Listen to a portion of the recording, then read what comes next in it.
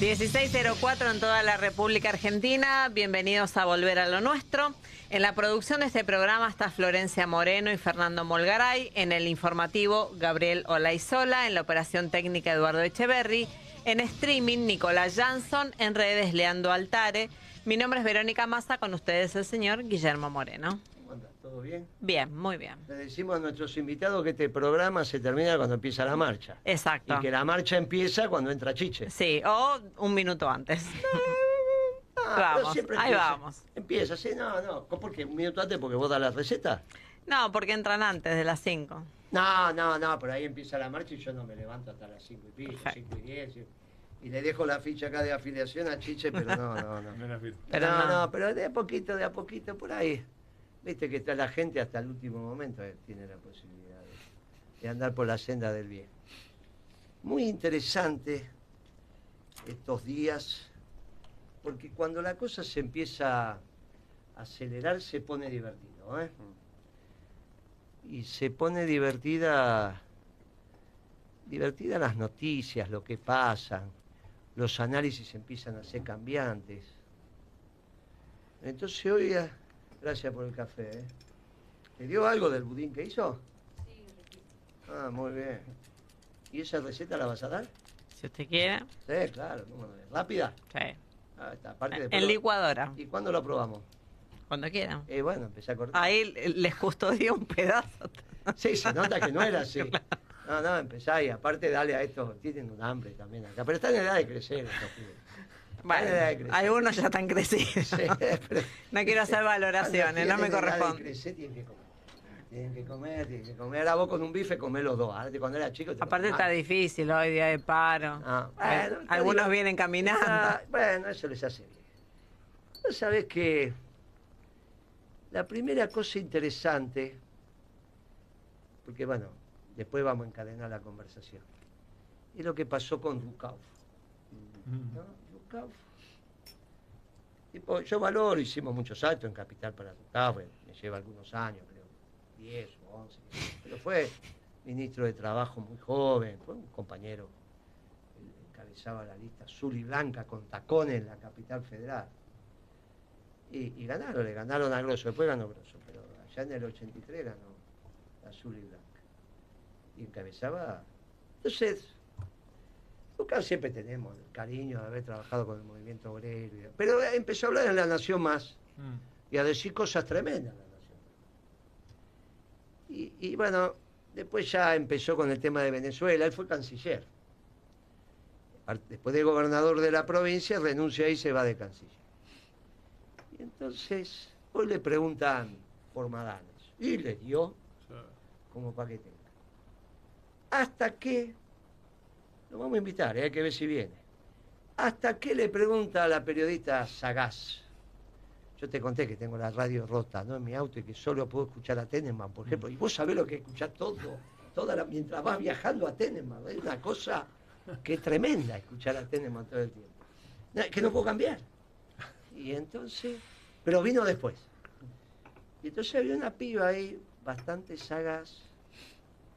Y dice, pero escúcheme, Rukauf, con esta ley que usted dice, bla, bla, resulta que a principios de siglo se hicieron millones de puestos de trabajo. Y ahora cuando se quiere flexibilizar el mercado de trabajo, se pierde trabajo. ¿Cómo explica esto? Pero sin faltarle respeto, ¿eh? Bien. Y Rukauf, serio, le dice, pero usted tiene que comprender una cosa. Dice, ¿qué cosa? Que el gobierno de Duhalde y de Néstor Kirchner fueron extraordinarios. No. ¿Viste? Él se lo cuenta, ¿viste? Porque él esperaba otra cosa. Es extraordinario. Y el de Cristina también, hasta que al final vino uno ahí que... Y ese hizo un desastre. Pero claro, somos muchos los que decimos eso. No es que solo él. Entonces vos decís, te quedás... Claro, él fue canciller de Duhalde. Claro, a veces están en el mismo espacio político que hay un embajador que ahora pusieron en Bélgica, que viene del PRO, que dice, no, lo de Duhalde fue un desastre, fue una porquería. Claro. Y lo de Duhalde fue un gobierno extraordinario, siempre lo dije. Siempre lo dije, no es que lo digo ahora, ¿eh? Siempre dije que fue, salvó el país, pacificó el país. Estaba Bergoglio, obviamente, no solo Duhalde, pero Duhalde fue la bachicha, fue una cosa. Pero bueno, no, Pero reivindica a Kirchner, que lo elige Duhalde. Cosa que siempre decimos, no cae de generación espontánea. Y a Cristina la elige su marido. Dice, hasta ahí anduvo bien. Imagínate el silencio en la radio, ¿no? No sabían ni qué decirle. Porque vos decís, ¿pero qué les pasa? Pasa esto. Cuando vos empezás a hacer análisis profundo, de verdad, y repreguntar, claro, los tipos... Entonces dije, bueno, reivindica Ducau la década ganada, que va del 2 al 12, del 2 al 13, esa es la década ganada, ponele la, pero bueno, ahí. Pero después viene la segunda sorpresa. Y esta le va a gustar a él, que trabaja así como lo ve que está con... Mirá la remera, es bravo ese que tiene ahí, ¿eh? ¿Sabés quién es, no? Sí. Claro, ese es bravo, ese no te perdonaba una, ¿eh? Este era bravo, ese después contá vos quién es. Me dio una tapita, pedile después si querés. Ese dicen que es bastante, cuando estamos con problemas hay que pedirle. Yo le pido a Francisco, le pido a Evita. Evita, locura te dejan. Si son medio mes, no, che, pues esa no es ese. Déjese, vos le pedís a Evita, le pedís a Francisco, le pedís a ese. Son bravos, son bravos. Pero eso de la media mañana, al menos cuando yo lo escuché, habló Kicillof. ¿Qué había dicho yo de Kicillof ayer? Que tenía que presentarse en FATE, llamar a Madane, decirle a los muchachos tranquilos, 24, 48 horas para... Y encontrar una propuesta desde la provincia de Buenos Aires para mantener los planteles activos, que no cualquiera sabe hacer una cubierta, ¿no? Vos sabés hacer ese budín y otra cosa más, porque vos, acá tenés, tomá, negro humo, esto, hacemos una cubierta, a ver si pará, qué sé yo. Entonces, que hay un esfuerzo que tiene que hacer el Estado, en este caso el provincial, y haría un esfuerzo Madane también, ¿no? Entonces, qué sé yo, 100 personas por mes para mantener la fábrica limpia, bien, las máquinas, hasta que vuelva el gobierno peronista, porque si no, las máquinas son como los autos, si no lo usás se arma un lío bárbaro, y la gente pierde la práctica, pierde el oficio, hablan entre ellos, y cuando no están, cobran el 75, que más o menos se calcula que 25 se te va en viático, entre comillas, cuando vos vas a traer 25% de lo tuyo se va en... Y bueno, cobran el 75 cuando están en casa y el 100 cuando le toca el mes de trabajo, para mantener, pintar, limpiar, hacer todo lo que hay que hacer. Bueno, y el otro 25, él pone algo va a poner Madane, y con eso mantener los planteles, lo va llevando hasta que vuelva el gobierno peronista. Y vos decís, mantener la fábrica, la mantener. Lo peor que puede pasar es que no... Bueno, no apareció ayer Kicillof, pero hoy apareció. Y hoy hizo un discurso muy productivo. Bueno, dijo, no, aquí hay que defender el trabajo, hay que defender a las industrias, hay que defender a todo, a las grandes empresas, a las pequeñas. Y dije, oye, porque parte del diálogo que tengo con nuestro invitado es, bueno, juntemos todo esto, y bueno, hay veces que se puede, hay veces que no se puede, pero siempre la historia, ¿y si cambia? ¿Y si empiezan a entender que la única manera de trabajar es que los chinos no estén presentes? ¿Y si Kicillof empezó a darse cuenta que para que haya trabajo no puede estar la mercancía china, porque la mercancía china destruye el trabajo argentino? ¿Y si la empezó a entender? ¿Y si el Fondo Monetario empezó a entender? El Fondo Monetario, esto es más sorprendente que lo de Rukauf para mi amigo.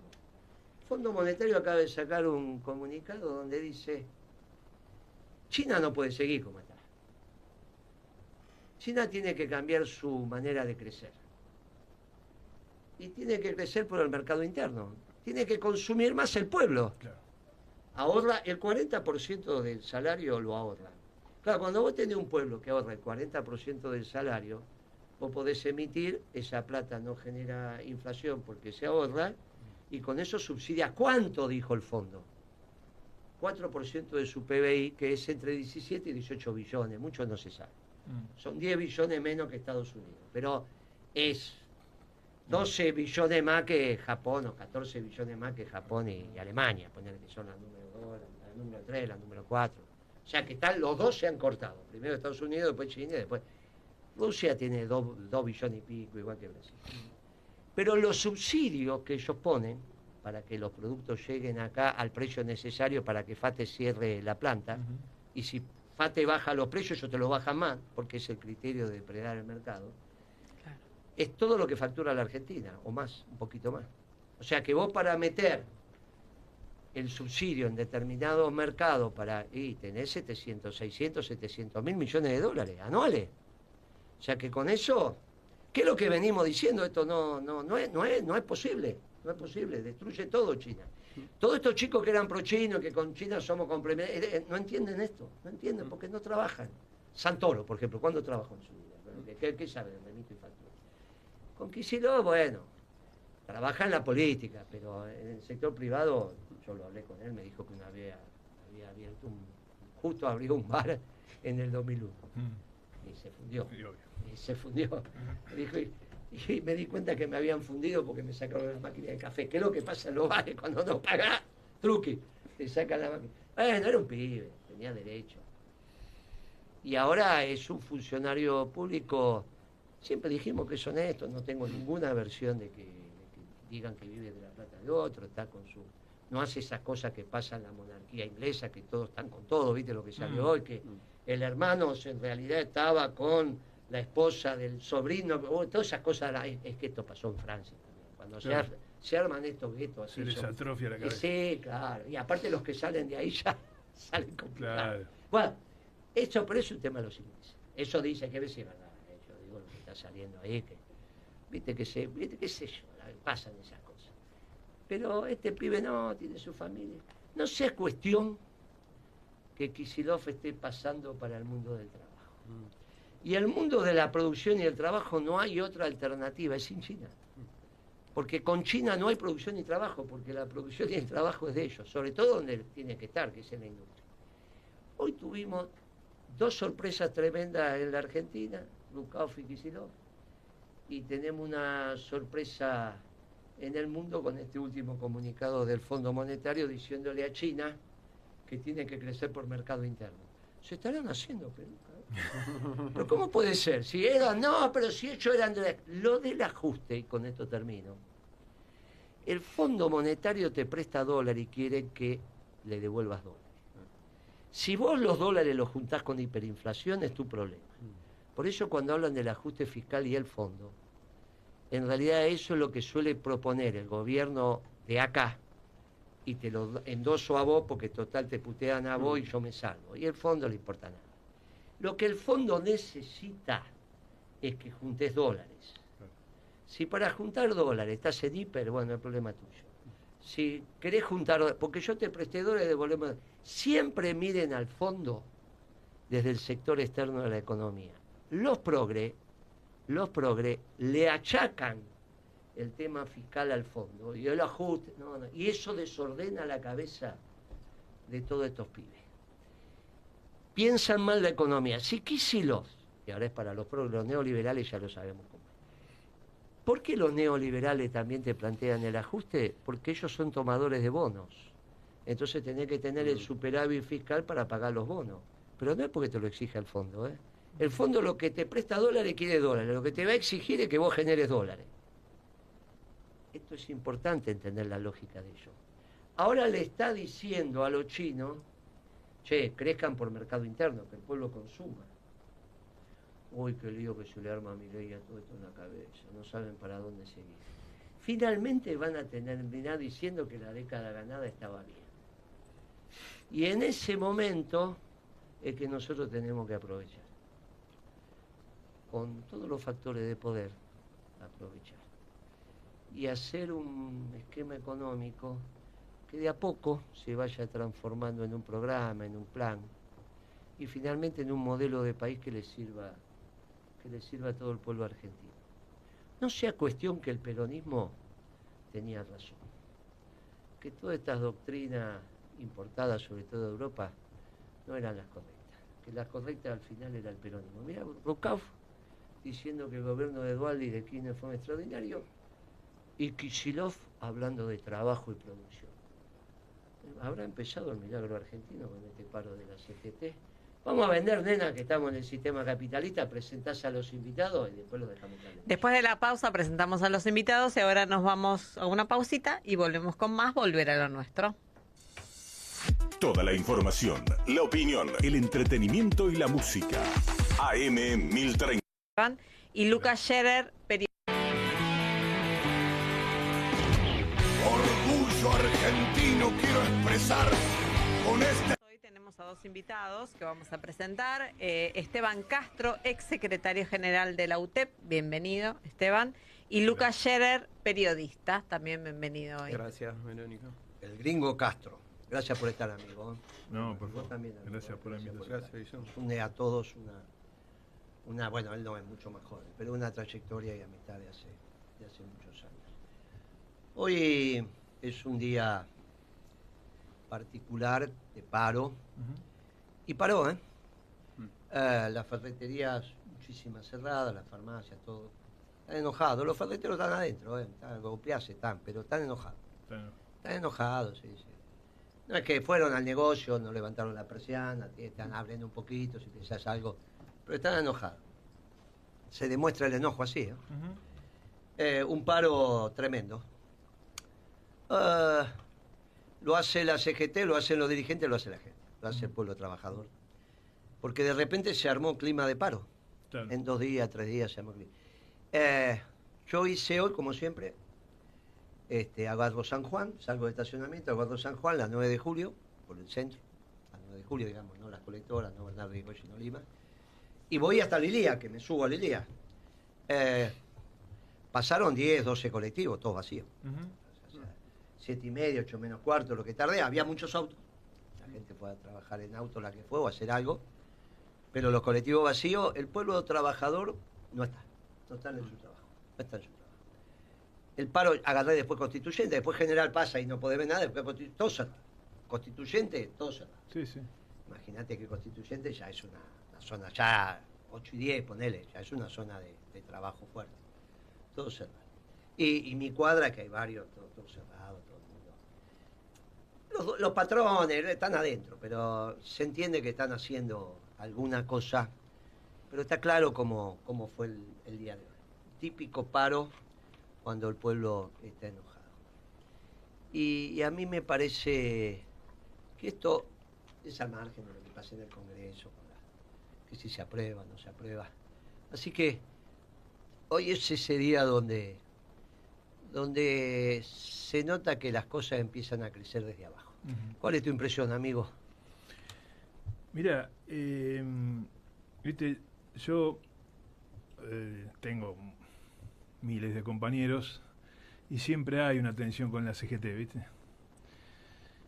Yo, incluso hablando con compañeros de la CGT, les planteé siempre, yo jamás voy a criticar a un sindicalista.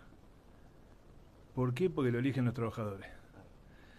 Imposible. A mí nunca me van a escuchar a nadie. Y tengo diferencias, digamos, de criterios, ¿no es cierto? Inclusive diferencias políticas, pero jamás.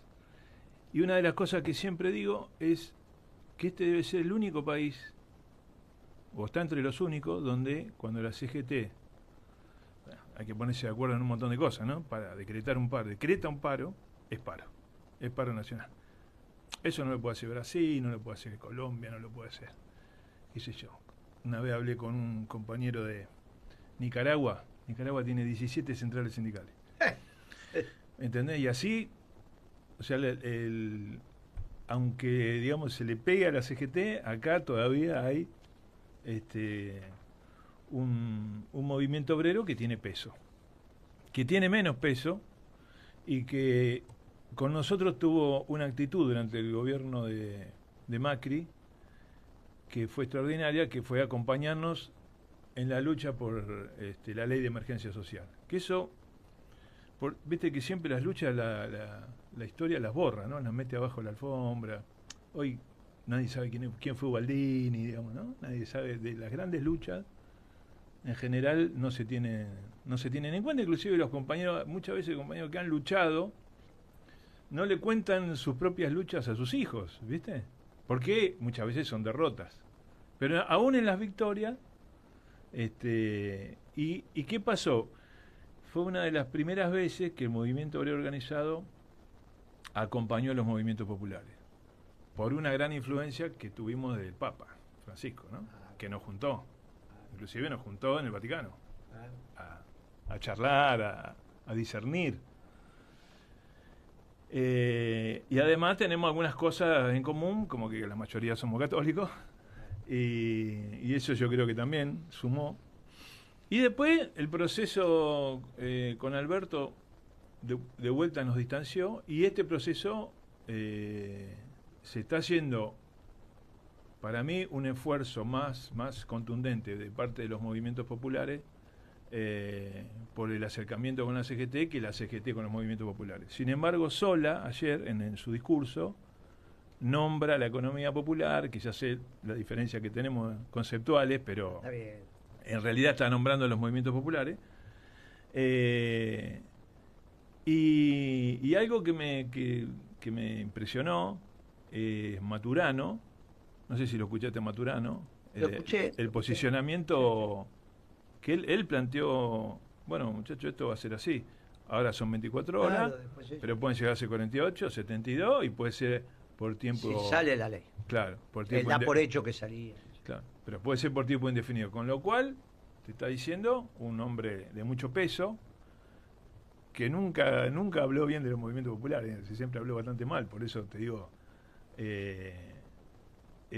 yo igual tengo admiración por los compañeros que se ponen al frente de la lucha y dicen lo que tienen que decir. Después hay que ver cómo se da, porque necesitas construir con un amplio sector, ¿no es cierto? Ahí, en esta pelea hay que incorporar al empresariado, a un sector del empresariado, que no va a pelear igual que nosotros, pero que sí, estas cosas que pasan, digamos, de que las empresas se funden, yo tengo esa experiencia con mi viejo, ¿no?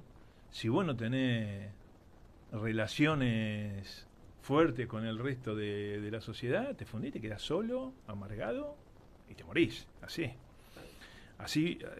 Esto es lo que pasa muchas veces con las pymes, ¿no? Compañeros que trabajan todo el día, digamos, que trabajan porque son trabajadores, que pierden el único proyecto que tenían en su cabeza, lo pierden y se mueren. Este es un tema que lo retomó Milei en el último discurso en Davos, pero que también es de la izquierda. Si vos lees el discurso de Milei en Davos, habla del empresario, el sujeto transformador para Milei es el empresario. Sí. El que junta los factores de producción, genera valor, bla, bla, Sí, sí. bla. Los trabajadores Nada. No existe. Ahora, yo le pregunté acá en la radio quién es el empresario. Si el empresario es el CEO de una compañía, que es el que genera valor, administra, bla, bla, bla, bla, o el accionista. Claro, vos tendrías que decir el accionista, porque el accionista no va a la empresa. Claro. O sea que el que crea valor es el CEO, pero el CEO es un empleado. Es un empleado. Cobra Pero un sueldo. el problema con la izquierda, con sus concepciones marxistas tan dogmáticas, y con Milei, que también, es que después terminan hablando algo que nadie los entiende. En cambio, cuando habla de un empresario, lo entiende todo el mundo, porque es el que trabaja. Después tendrán otra cosa. Sí, habrá buenos y malos, Por eso Perón especuladores. decía que hay una sola clase de hombres, los que trabajan. Y cuando Kicillof vuelve a hablar del trabajo, y tiene que explicar cómo va a generar trabajo, no se puede generar trabajo sin la industria. Y para que haya industria en la Argentina, China, dedícate a vender lo que hacen al mercado interno, como te dice el Fondo Monetario Internacional, que aparece ahora. No sé, espero que no se pase de la raya y se haga keynesiano el Fondo Monetario, ¿no? Espero, porque después terminan los tarambandas diciendo que el peronismo somos keynesianos cuando resulta que nosotros trabajamos con superávit fiscal, que es el gobierno que reivindica a quién, Rothschild. Pero es extraordinario lo que está pasando, extraordinario. Vamos a vender.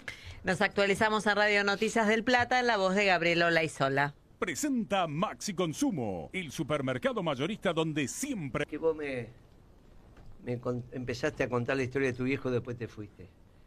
Y dijiste una frase así, y mueren jóvenes. Yo sé que murió joven tu viejo, pero... A la edad que tengo ahora, 59 años.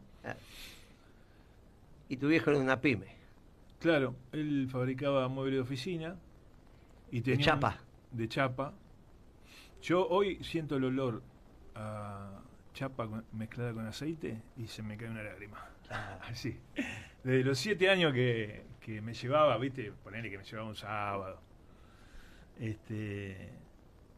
Y Y yo soy el mayor. Entonces... Cortaban, plegaban, Sí. soldaban Tenían todo, sí. y hacían el diseño también. El diseño lo hacía él, que tenía 6º grado, y si vos teníamos muebles estándar, ¿viste? Sí. Puerta batiente, corrediza, los ficheros, ¿viste? Los archivos. Y después, si había algún Y mueble... hacían ese que se metía la tapa adentro y que vos ponías todas las fitas carpetas Claro. ahí, Sí, y, sí. ahí y la tapa se escondía por atrás. El fichero, sí. Y claro. No, Y- porque estaba el chiquitito, pero había unos grandes. No, grandes, bien, grandes, los bien, grandes. bien.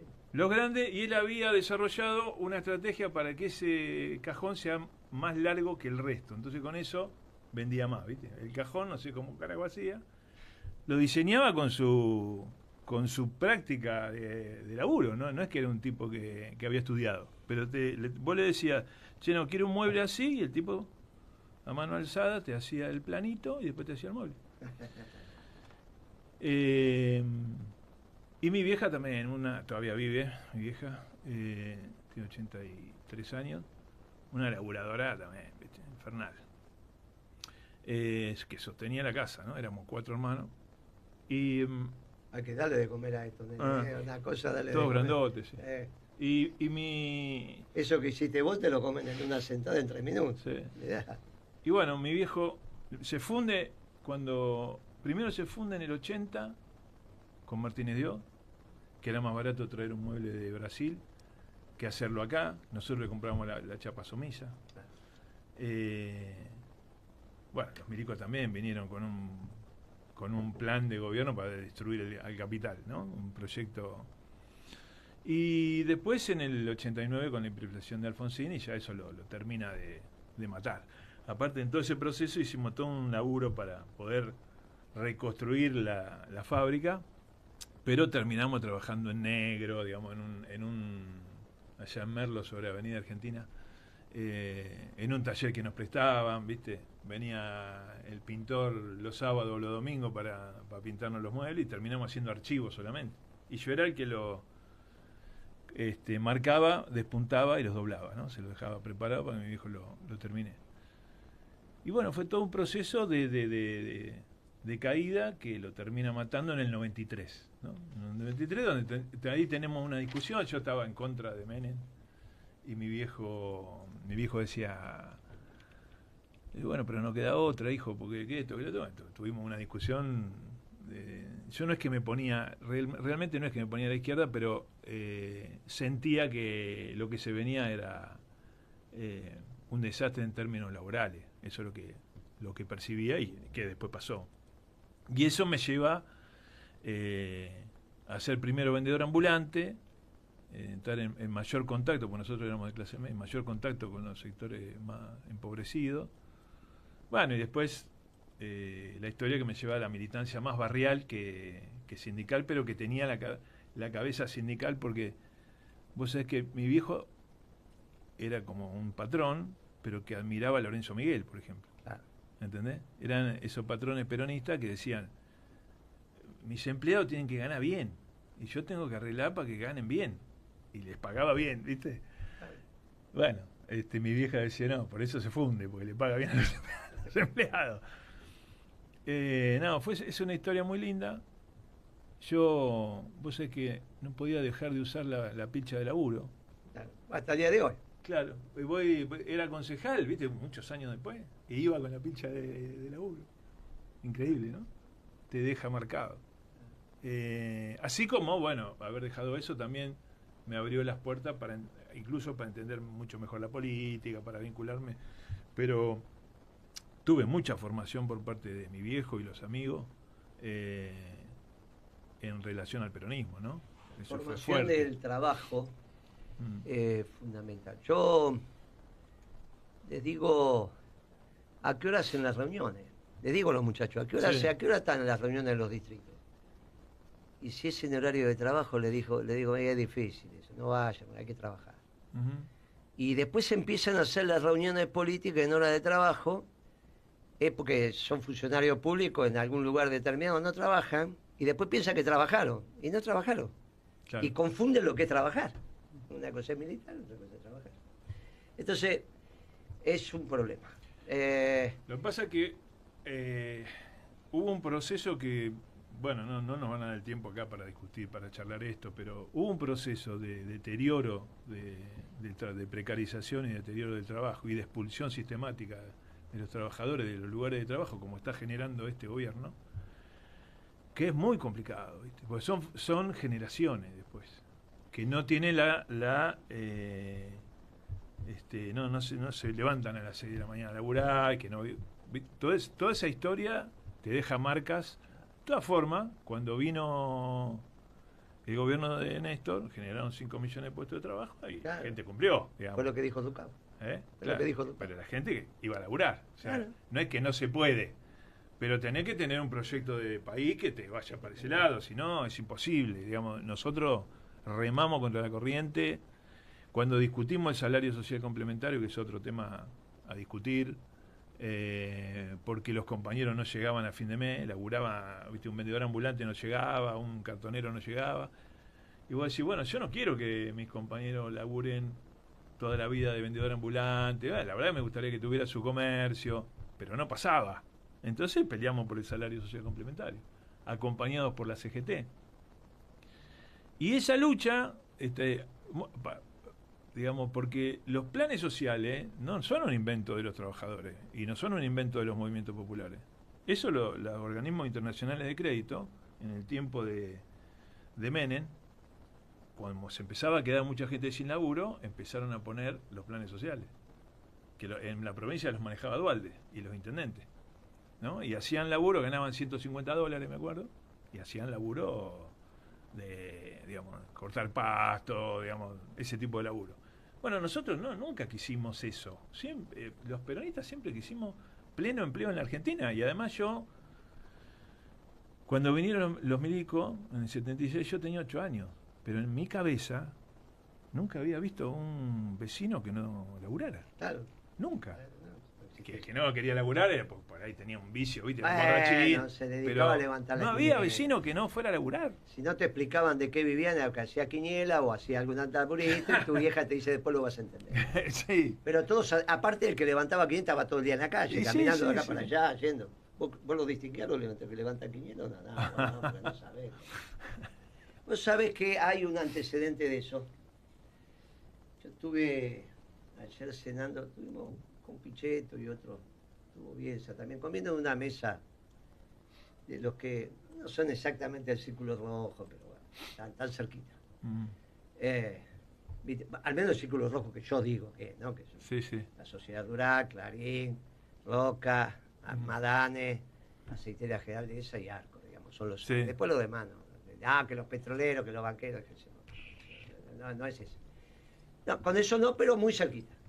Y entonces salió el caso de Perú, viste, que justo habían cambiado el presidente otra vez, pero que hay estabilidad, que esto, que aquello. Mucho de lo que vos decís tiene el antecedente en los 80, fin de los 80. Se empieza a estudiar a mediados de los 80. Obviamente después se hace 87, 88, 89. Se acelera y después con Menem, que tiene que ver con algo que se llama el sector informal urbano. Lamentablemente después la informalidad acá tiene que ver con si pagás o no pagás impuestos, pero técnicamente no es eso. Técnicamente, desde el estudio de la economía, no es eso. El elemento ordenador básico para decir soy del sector informal o soy del sector formal es la relación capital-trabajo. ¿Cuánto capital tenés a disposición del trabajador? ¿Está bien? Me acuerdo un día que estábamos en Berlín con Marta y estábamos esperando en un hotel, nos sentamos en la vereda y viene un tipo manejando un camión, para el camión, baja la zapata del camión, estabiliza el camión, después se sube atrás, empieza a manejar la grúa, la sube la grúa, la presenta, después él se sube a la grúa, maneja la rueda de la grúa, todo eso. Un tipo. Y entonces le digo, esta es la relación capital-trabajo, ahí tenés $300.000 solamente de lo que está viendo y lo que gana. Entonces, cuando la productividad del tipo dice, pero uno solo hizo todo eso, bueno, pero tiene el capital, ¿está bien? Claro. No es que acá tenemos al servicio de un trabajador $300.000, esta es la realidad. Pero bueno, ese ejemplo ahí me acuerdo, mirá, ahora entendí cómo es esto de la relación capital-trabajo. Eso es lo que define si sos formal o informal. En la Argentina, pasó para el lado de si pagar o no pagar impuestos. Perú es uno de los casos estudiados por el Banco Mundial, estudiados por el BID y demás.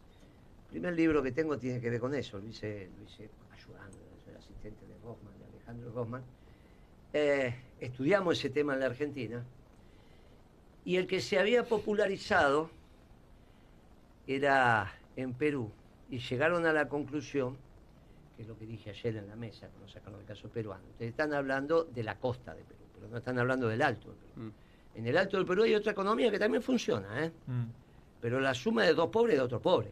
No es que la suma de dos pobres es de un rico, ¿eh? No nos equivoquemos. Claro. Porque lo que diferencia es la cantidad de capital, que es trabajo acumulado, que tiene ese hombre para multiplicar su...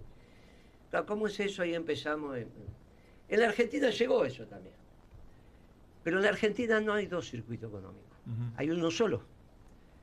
El cartonero termina recolectando cartón que hace papel higiénico que compra el ABC1. Sí. En la 31 no se compra papel higiénico reciclado, porque no sé, es más caro. ¿Verdad? Las bolsas esas recicladas se venden en los shopping. En realidad es una sola economía. Esa es una virtud que hizo el peronismo, que no es Perú, no es Ecuador, claro. No es Brasil, porque el que no está en la economía formal en Brasil es pobre de toda pobreza, es la pobreza estructural. Pero no es Perú. Perú tiene un circuito que funciona, que ahí apareció Sendero Luminoso. Y ahí apareció ese Hernán del Soto, con un librito que se llamaba El Otro Sendero, contrarrestando a Sendero Luminoso. Del Soto, que es el... En Perú, no el que está ahora con... No, está. No es el de Milei, ese es un... Se llaman parecido, pero no. Este es El Otro Sendero. Se estudió mucho porque de ahí sale el concepto de emprendedurismo, sí, esas cosas, que son conceptos del Banco Mundial y claro. Todo. Acá se intentó hacer esas cosas, y en la época de Menem vos generabas con programas de microempresa por ahí 1000 puestos de trabajo, que es lo que me tocó conducir a mí, y cierra la FE y te deja 5000 en la calle. Entonces no hay manera de que lo alcances. Claro. Ahí me enojé con la economía y me fui a estudiar otra cosa. Ya me había graduado, ya tenía años de economista, pero siempre hay un momento que te enojas. Sí, claro. Me fui a estudiar otra cosa. Pero después volví, bueno. Es muy importante entender esto en la Argentina, porque si es una sola economía, y hay un solo ministro de Economía y hay un equipo económico, ahí hay que estar. Porque hacen parte, no de la política social, no digo que es Dávila, pero no es de la política, es donde se genera el valor. Y donde el tema de los cartoneros es extraordinario, ¿ven? Porque es economía de recolección, pero economía de recolección también son los petroleros. Cuando yo le dije a los petroleros que eran como los cartoneros, imagínate cómo se pusieron. Claro. Pero los dos son economía de recolección. Tenía el salón más grande del edificio lleno. Íbamos a hacer una destilería en Comodoro. A mi derecha lo tenía a Carlos Bulgeroni, que es el dueño, estaba vivo en ese momento. Bueno, vamos a hacer ahí. Pero ojo que ustedes son como los cartoneros. ¿Cómo como los cartoneros? Son como los cartoneros, hacen economía de recolección. Nadie les cobra el petróleo. Como el cartonero nadie le cobra el cartón, no hay un tipo, después cuando él vende, claro. Pero cuando recolecta, por eso se llama economía de recolección. El petróleo también, un poco más difícil, hay que hacer un agujerito, sí, tampoco es tan difícil. Invertir más capital, sí. No tanto. No tanta historia, Si no me aparece este galucho diciendo, no, el petróleo está ahí, hay que sacar. Bueno, la cuestión es que, como economía es lo mismo, cambiar las relaciones. Cuando vos entendés que la economía es una sola, se te simplifica el panorama y todo pasa por saber que la suma de pobres no da un rico y que lo que tenés que construir es una economía que tienda a un lugar donde estén resueltas las necesidades del hombre. De acuerdo a su esfuerzo, de acuerdo a su vocación, de acuerdo a lo que quiere. A él, por más que le dé lo que le dé, no me pasa lo mismo que a mí, no es que la plata vote yo hay otras vocaciones. El que es cura, el que quiere tocar el violín, el que... No es que toda la vocación de una sociedad es juntar plata, pero es importante que entendamos que hay una sola economía, porque entonces lo que se discute es el excedente. Porque el excedente es uno solo. Y cuando nosotros tenemos eso, claro, se empieza a aclarar la política. Porque decís qué sectores tenemos que juntar. Por ejemplo, en este país, que en este mundo que ahora volvió el nacionalismo, y obviamente hay tensiones entre lo viejo, lo nuevo, las Fuerzas Armadas tienen que estar. Claro. Digamos. Pero no puede no estar lo que vos llamás economía popular, o que uno llama el sector informal de la economía, que lo tenemos que hacer formal, pero no porque pague impuestos, sino porque cambie la relación capital-trabajo. ¿Está bien? Y para que cambie la relación capital-trabajo tiene que tener capital para trabajar. Y bueno, no tiene que ser tracción a sangre. Claro. Es ridículo todo eso. Bueno, y ahí es donde la historia se ve. Y tienen que estar los empresarios del sector formal, y tienen que estar los sindicalistas que representan a eso. Tienen que estar las mujeres, tienen que estar la política. Tendría que hacerse algo parecido a eso. ¿Y por qué?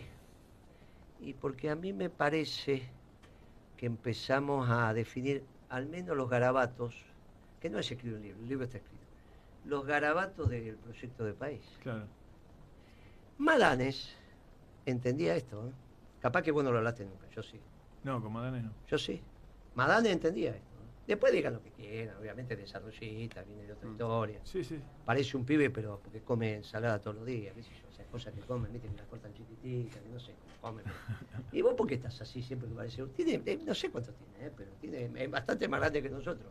Pero parece un pibe. Pero comen esas cosas que comen ahí, cortan todo chiquitito, todo.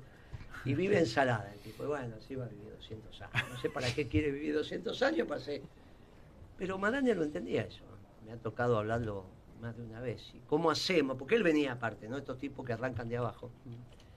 Lo entienden muy bien, que tu viejo, si no se fundía, por ahí tenías una fábrica que estabas gerenciando vos. Claro. Sí, tranquilamente. Claro, entonces, el entender que la economía es una sola y que la economía peronista tiene que generar la capacidad de acumulación de capital, la tasa de ganancia, en el choripanero de la cancha o en Alvar y Techín. Esa es la magia. Claro. ¿Cómo armamos esto? A ver, ¿cómo armamos? ¿Cómo vamos para ese lugar? Bueno, eso es un desafío también, ¿eh? Claro. Porque en tu sector hay algunos muchachos, ojo. El debate, digamos, este debate, no está saldado, ¿viste? Esto que estás diciendo vos. Sí, sí. Hay compañeros que dicen hay 3 economías, hay compañeros que no está saldado, hay que saldar el debate. Y hay que hacer una propuesta, un proyecto de país. Bueno, vos escribiste un libro y que, por supuesto, tiene que incluir... bueno, yo creo que ahí tiene que actuar la misericordia, ¿viste? Muy bien. Vos sabés que yo... Esa remera que tiene puesta, ¿se la regalaste vos? Fue un regalo en conjunto, de distintas personas ayudaron, Guillermo. ¿Quién es? Pero sin yo pensé que era él. Pensé que era el padre, pero el padre Pío. O sea, es padre de... Es muy parecido, la verdad que es muy parecido. Y con Esteban nos juntó la Virgen de Luján, en Luján, porque acá el compañero era secretario general de la UTEP, pero paraba en Luján y te invitaba a comer bondiolita y a reflexionar el Evangelio del día y reflexionar políticamente. Y después peregrinaba, entraba a caminar y peregrinaba con la Virgen. Y yo cubría, en ese momento en Tela, en Vaticano sí. también te... Igual te imaginas la confusión que generaba de todo eso, ¿no? Secretario general haciendo eso es un poco raro. Está muy bien. No sé, qué sé yo. Sí. Y el Padre Pío te dio la misericordia, pues claro, estás hablando de misericordia. No, vos sabés que yo tuve una charla con un cura que a mí me pareció extraordinario, que es el Padre Carbone. Alberto Carbone, histórico. Carbone, que es el cura que termina cayendo en cana. ¿Te acordás cuando Montonero mata a Aramburu? Y escriben una carta, y justo la escriben con una máquina de escribir que tenía él, y cae preso, ¿viste? Pero nunca fue parte de Montonero ni nada, sino que cae preso.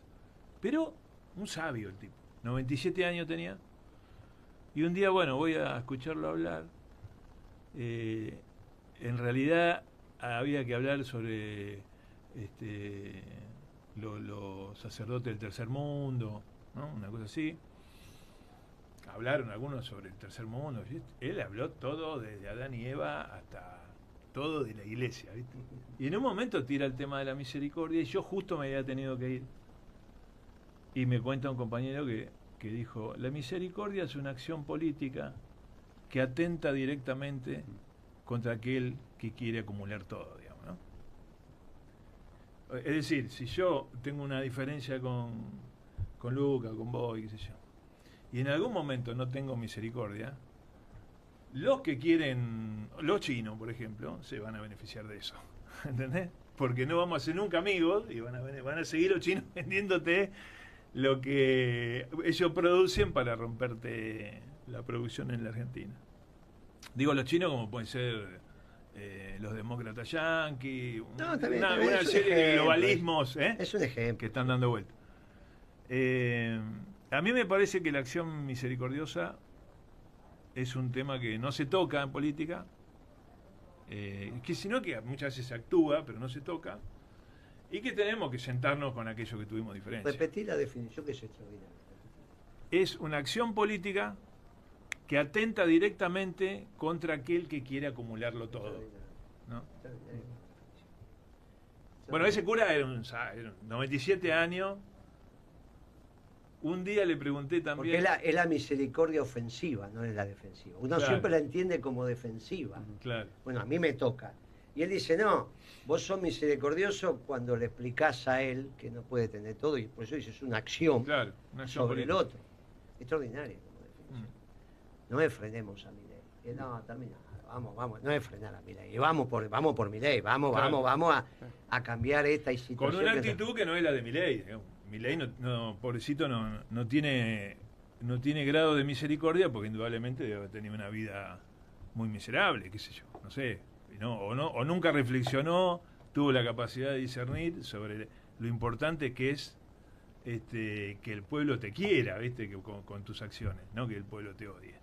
Ni que te admire como si fueras un mesiánico, ¿viste? Que acá hubo un solo Mesías y no hay más. Solo, no hay más. Y no hay más, no va a haber, si vuelve él, y si no, Sí, no hay más. Y tenemos fe porque ya estuvo. Tenemos Claro. esperanza porque va a volver. Exactamente. Entonces, Estamos en la cuaresma. Bueno, casualmente. Claro. Miércoles Ella por de ahí ceniza. todavía está disfrutando el carnaval, pero no, nosotros ya estamos acá. Nosotros somos gente seria. No, pero está bien, igual. Carnaval. Es muy bueno. Así que otra de las cosas que me dijo este cura, le digo, che, padre, ¿y cuál es el problema que usted ve que tenemos nosotros? Me dice, es el problema del mejorismo. Me dice. ¿Y cómo mejorismo? Claro, cuando a vos te va bien, sentís que te va bien, y en un momento sentís que sos mejor. Extraordinario. Sos mejor que los demás. Y me daba ejemplos, ¿no? No te agrandé, en el barrio decís, no te agrandé, chacarita. Exacto. No te agrandé. Hay algo que hace que vos, por ahí, la adulación, ¿viste? De los demás, que te dicen, che, la qué bien alfombra que estuviste, que te sirven el café, que esa... Y vos entonces entraste ahí en yo soy mejor que vos. Y Me ahí- lo merezco porque soy mejor. Y porque hice las cosas bien. Y Tremendo, bueno. sí, sí. Pero así, el planteo era el mejorismo, ¿viste? Una cosa que solamente un sabio te puede... Desde ahí se tiene que recomponer el peronismo. Tenemos que hacer múltiples reuniones, Mm. pero juntando todas las partes. Ujú. Nosotros vamos a hacer una. Vos, Gringo, estás invitado, siempre Sí. dijiste que sí. Vamos a estar bien. Y buscamos los mínimos comunes denominadores. ¿Qué es eso de tener misericordia sobre el otro? Claro. Va a estar Milani, Ujú. va a estar Pichetto, va a estar Marita, va a estar Chaliú, va a estar Valdés, va a estar Fabre, va a estar un sindicalista muy joven, Diego Corbalán. Lo vamos a traer al programa, ¿eh? Tiene 40 años tiene. Claro que sí. ¿De qué sindicato? Y de los viejos changarines, el super. Mirá. Sí. No. Va a haber otro, va a haber intendente. Cada uno planteando, encontrándonos en un eje común que tiene que ver con el trabajo, tiene que ver con entender la Argentina en una inserción correcta internacional, y que el trabajo, no que tengamos algo contra el pueblo chino, muchachos, tenemos que defenderlo. No, Los chinos son buenos, no tenemos nada, qué sé yo, acá háganlo. Pero no pueden depredarlo, no nos pueden cerrar una fábrica y venir estos pavotes y dicen, no, porque es un problema de competitividad. No sean tontos. Si vos bajás los precios, te los vuelven a bajar. Claro, claro. Lo Tienen esa capacidad Lo de... dice Moreno, no, lo dice el fondo hoy. Hoy lo está diciendo el fondo. Y también el tiempo de trabajo, ¿no? El nivel de productividad que tienen. ¿Y la receta la podés dar en un minuto? Me animo. Dale. Licuadora. Prendés la licuadora y tirás 2 huevos, una banana, media taza de leche y 1/4 de taza de aceite. 100 de azúcar, metés la licuadora, todo que se bata y después separás una taza de harina de trigo y 100 gramos de maicena. Y lo vas incorporando de a poquito, no adentro de la batidora, porque si no va a ser una piedra que... Aceitas una budinera, horno, 40 minutos y sale a 180, siempre. Ya aprendí, es a 180. Siempre. Siempre. Medio. Siempre. Qué lindo programa tuviste hoy, Sí. Me terminó bárbaro con la receta. Claro. La receta es lo que pone la diferencia Claro. en la receta. Che, está La entrando frutilla. Chiche. Si entra Chiche, ¿qué música le ponemos?